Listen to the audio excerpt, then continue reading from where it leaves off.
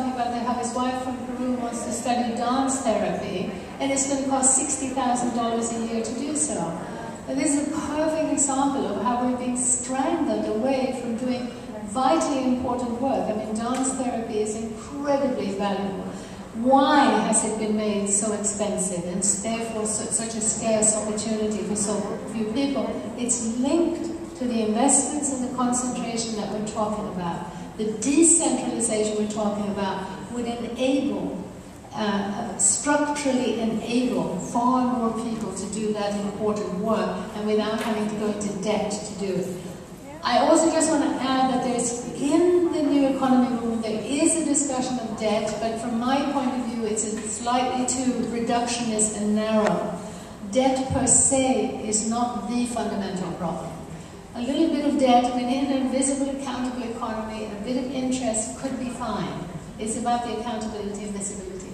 Any comments, Flora? Well, you know, if there is a dance therapist you admire, as there may well be because this occupation is calling you, I would say go directly to the dance therapist and make a relationship between a teacher and a student which does away with this vast educational middle ground that costs $60,000.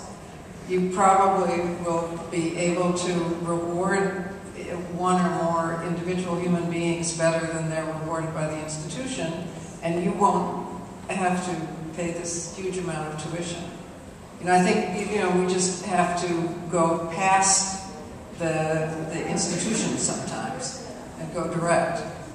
And actually, what makes us trusted in a field is not so much a BA, an MA, a PhD, or whatever. It is that we were mentored by a particular person that people know. You know, so it may be just as good professionally as well. I just also want to add that the reason we're banging on about regulations is also because you will find that in choosing to do it that way, you might find there are regulations that say that you won't be able to teach it. And now there's all this fear about insurance and what if someone got injured. It's all coming from this corporate stranglehold. So it's so important that we wake up to it.